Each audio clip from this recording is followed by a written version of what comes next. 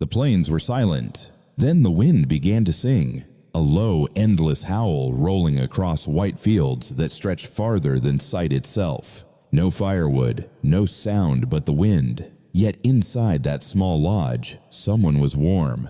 A Dakota family waiting out the night, listening instead of fighting. He didn't fight the storm, he listened to it. Every gust, every drift carried lessons older than memory. Out there, the sky wasn't just weather, it was a test. And the Dakota, they passed it. Because when the blizzard struck without warning, when the horizon vanished in white, they didn't panic. They prepared, they adapted, they endured. How did they survive when the sky itself turned against them? Maybe it wasn't strength. Maybe it was understanding. Long before that night, before the storm had a name, there was peace. The Great Plains stretched farther than a man could dream, a land of open sky, frozen breath, and silent strength. For the Dakota, this was home.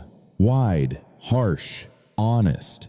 They lived close to the earth. No forest to hide in, no mountains to shield them. Just wind, endless wind and grass that whispered in the cold. When the blizzards came, there was nowhere to run. No trees for firewood, no stone walls for shelter, only what they could build with their own hands. But the Dakota understood something most men forget. Survival doesn't come from muscle. It comes from preparation. It comes from knowing the land and trusting it. They built earth lodges half sunk into the ground. Walls thick with clay roofs woven with grass and willows. Each one crouched low against the wind like part of the earth itself. Inside, the air stayed warm. The walls held steady. The storm could scream all night, but it never got in. Because warmth to the Dakota wasn't a luxury. It was a lesson. Nature wasn't their enemy, it was their teacher. And maybe that's what we've forgotten. Today we fight the wind with walls of steel and glass. But somewhere along the way, we stopped listening to it. Out on the plains, there were no great forests. Just grass, endless grass rolling under the sky like a green ocean turned to frost. That was their gift. And their problem. Dry grass burns fast. Hot for a moment, then gone. You can't warm a winter night with a flash of flame. But the Dakota, they looked deeper. They saw strength where others saw nothing. They cut the land itself into blocks, sawed bricks thick with roots and soil, each one heavy, each one alive, grass and mud bound together by frost and time. They stacked them slow, layer by layer, 15-20 centimeters thick, dried them in the wind, let the earth build its own walls.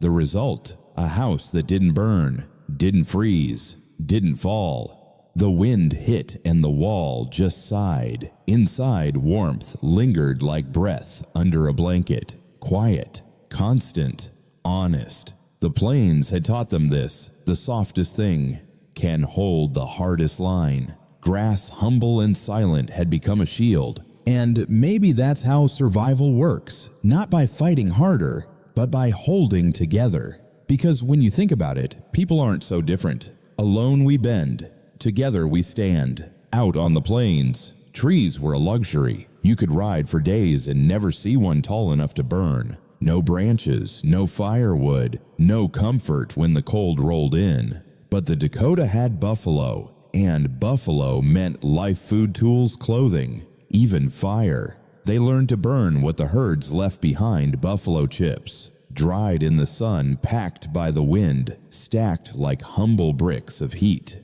It wasn't pretty, but it worked. They gathered them after the herds passed miles of fuel right under the open sky. They laid them near the air vent, lit them slow, and let them glow steady. No smoke choking the lodge, no sparks flying wild, just heat, pure, steady heat.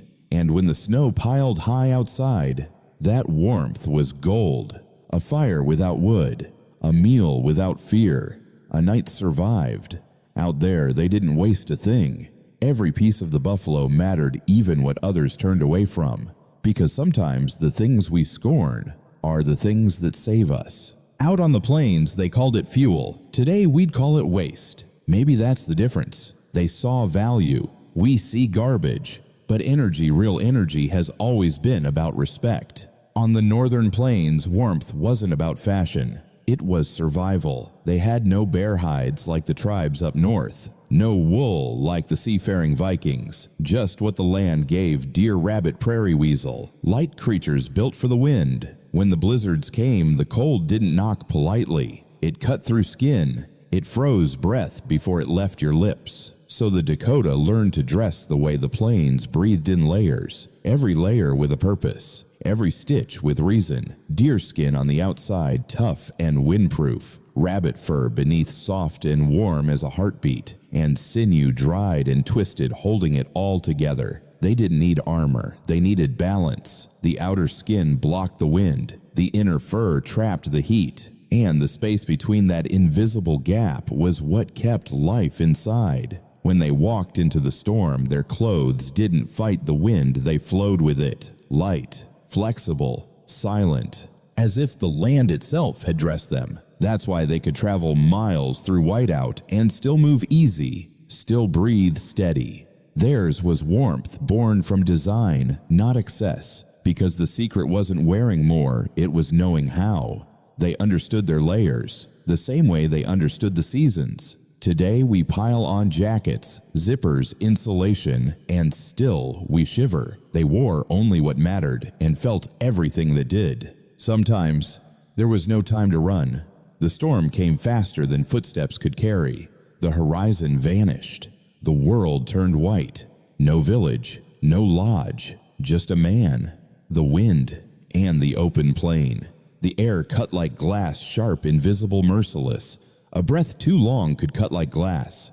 A mistake too slow could end a life.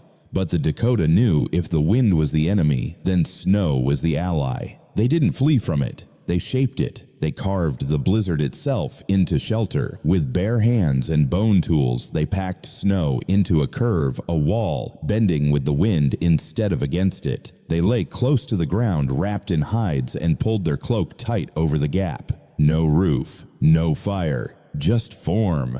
And then, silence.